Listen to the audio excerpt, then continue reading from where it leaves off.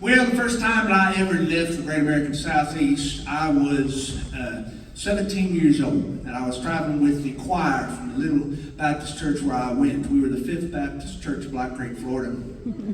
We used to be the first. Because we're Baptist, we're not happy unless we're having a split every 5 years. Today, that church is the 16th church of Black Creek, Florida. But at the time I went, we had a choir trip planned in Brooklyn, New York. Now, we got off that plane and we found our cab, me and Brother Bob. Now, Brother Bob looked just like every minister that you've ever known in your whole life. Baptist minister through and through. He had the white hair that was tall and pouncy. He had big old fluffy, bunny rabbit eyebrows that seemed to have a life of its own. In rainy weather, they expanded and they responded to static electricity. Wonderful man of God, wonderful man. I really loved him, and he walked with a bent posture. He spoke real soft, and he never did anything wrong in his whole life. Just a great man. We got off that plane, got into that taxi cab. The taxi cab driver said, "And what about I take you today?" Brother Bob said, "Do what?"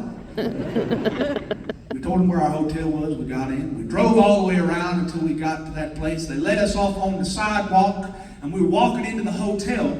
We set our bags in the lobby to be watched until we could check in. And Bob said, "How about we go exploring?" I said, "That sounds like an idea."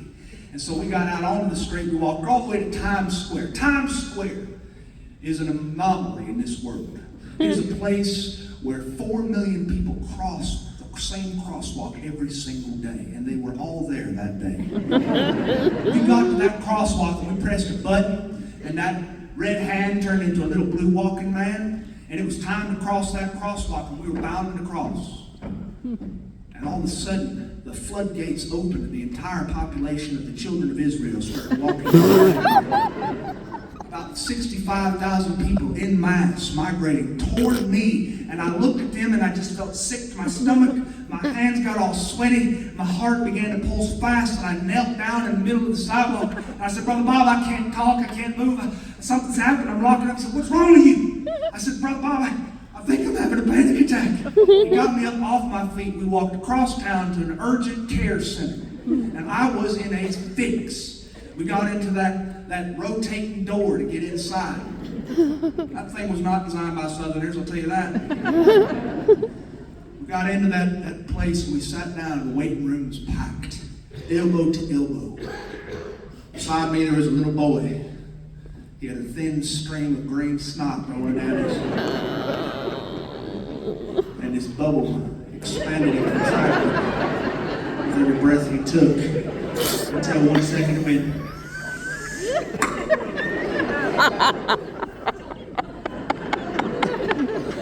They called my name and they said, "Sean, you're up." And I walked all the way to the little cashier's booth where their little cashier's speaker was sitting. Behind it was an old woman who looked just like Aunt B.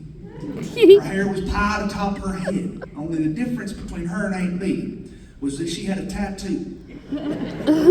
That tattoo slid up her neck, curled around her right ear, and it's a snake.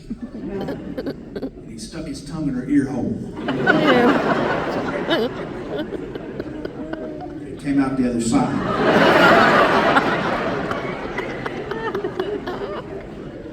She had 238 specials strapped to her brassiere. And more tattoos to go with it, and her face was pierced. It looked like she'd fallen face first into a tackle box. She said, "Can I help you?" I said, "Yes, I need to see the doctor." She said, "Your insurance card." I gave her all that. I went back to that little cubicle. I got to that little cubicle and waited for the doctor. The doctor was a little man who came in. He sat down, he looked at me and said, "Son, what's wrong with you?" I said, "Well, my hands are sweaty. My heart's beating fast. My pulse is racing. I'm just sick to my stomach. Everything's ringing." He said, And he looked at me, he smiled, he said, "Where are you from?" I said, "Sir, I'm from Walton County, Florida, about 38 miles from the Alabama line." He said, "I'm from Dothan."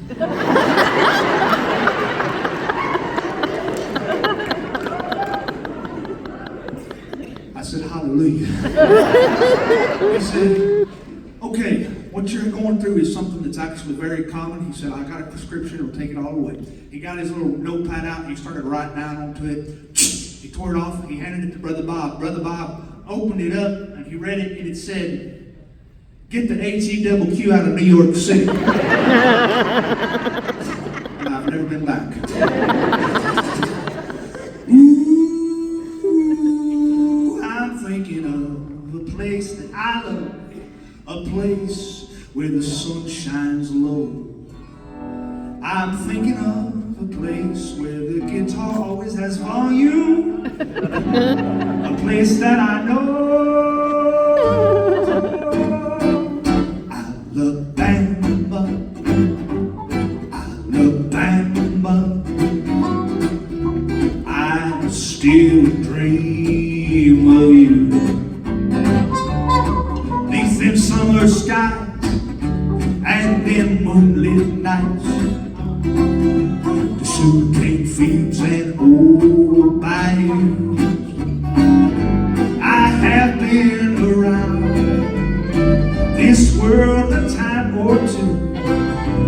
Every place leaves my face feeling sad and blue, but Alabama, Alabama, coming home to you.